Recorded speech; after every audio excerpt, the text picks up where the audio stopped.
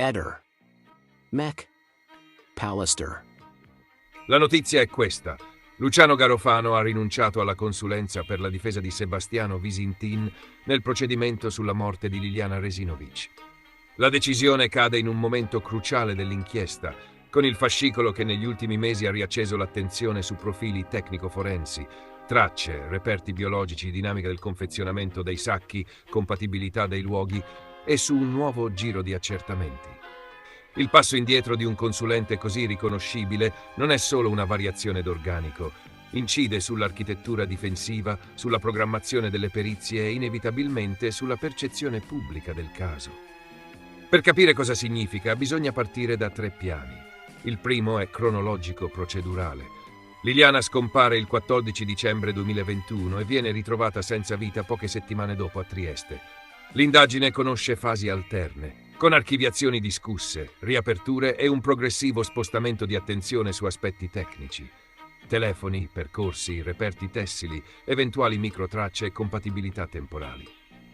In questo quadro, la difesa di Sebastiano Visintin, indagato, aveva strutturato un impianto peritale che nel tempo si è arricchito di consulenze mirate e di richieste di nuovi accertamenti, inclusi quelli genetici su reperti specifici. La rinuncia di Garofano interviene proprio mentre queste attività stanno vivendo una fase operativa e quindi richiederà un riassetto rapido. Ridefinire chi coordina i quesiti, chi firma le relazioni, chi presidia gli accessi ai laboratori e chi gestisce i contraddittori tecnici.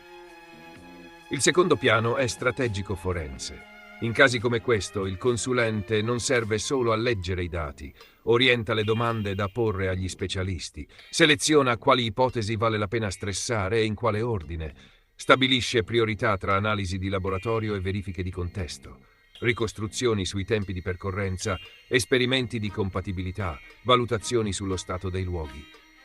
Cambiare guida nel mezzo di un percorso significa quasi sempre rimettere mano alla mappa, confermare ciò che è già stato chiesto, rinunciare a piste meno promettenti, aprirne di nuove se i presupposti lo consentono. Dal punto di vista pratico, la difesa dovrà garantire continuità, preservare la catena di custodia dei reperti, non perdere finestre utili per accertamenti irripetibili e, soprattutto, tenere allineata la propria narratività tecnica con gli atti che stanno entrando nel fascicolo. Il terzo piano è comunicativo. La vicenda Resinovic è da tempo al centro di un'attenzione mediatica intensa, con ricostruzioni spesso divergenti e un pubblico che conosce date, immagini e dettagli quasi quanto gli addetti ai lavori. L'uscita di scena di un consulente di nome genera domanda di spiegazioni. In assenza di motivazioni ufficiali articolate, l'unica lettura prudente è quella ordinaria. Differenze di impostazione su metodi, tempi o priorità degli accertamenti, oppure ragioni di opportunità professionale. Tutto il resto sono illazioni da evitare. L'effetto immediato, però, è concreto. La difesa dovrà colmare il vuoto con un perito equivalente per profilo e autorevolezza, altrimenti rischia di trovarsi in inferiorità tecnica nei passaggi chiave. Sul merito investigativo restano sul tavolo i nodi che contano davvero.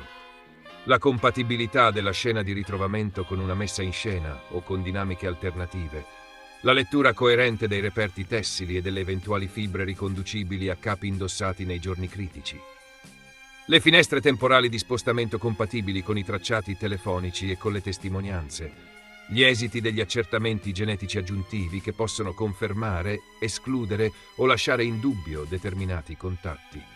Tutti elementi che non dipendono da un singolo consulente, ma dal rigore metodologico con cui verranno condotti e verbalizzati. Cosa succede adesso realisticamente? Primo, la difesa individua un nuovo referente tecnico e notifica le variazioni nelle nomine. Secondo, si verifica se e come rimodulare i quesiti già depositati senza intaccare la validità degli atti in corso. Terzo, si calendarizzano i prossimi passaggi con particolare attenzione agli accertamenti irripetibili o a rischio decadimento. Quarto, si mantiene una linea comunicativa sobria, perché in questa fase ogni dichiarazione pubblica può essere letta come un'ammissione o una contraddizione. È importante infine evitare un equivoco ricorrente. I consulenti non determinano l'esito di un'indagine, possono però alzare o abbassare l'asticella del controllo sui dati. La rinuncia di Garofano non chiude né apre scenari da sola, Sposta l'attenzione su chi prenderà il suo posto e su come verranno gestiti i dossier tecnici più sensibili. L'unica bussola qui resta quella degli atti.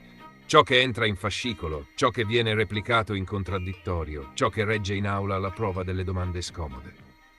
Il generale Luciano Garofano si è appena dimesso dalla difesa di Andrea Sempio a Garlasco, questo perché c'erano delle divergenze a suo dire sulla strategia difensiva, ma qui abbiamo la conferma, se mai ce n'era bisogno e non ce n'era bisogno, che non era quella la ragione delle sue dimissioni a Garlasco. Qui chiaramente c'è qualcosa di molto più grosso, se no non si spiega perché molla pure il grande Sebastiano Visintin. Ehi, non dimenticare di iscriverti a questo canale.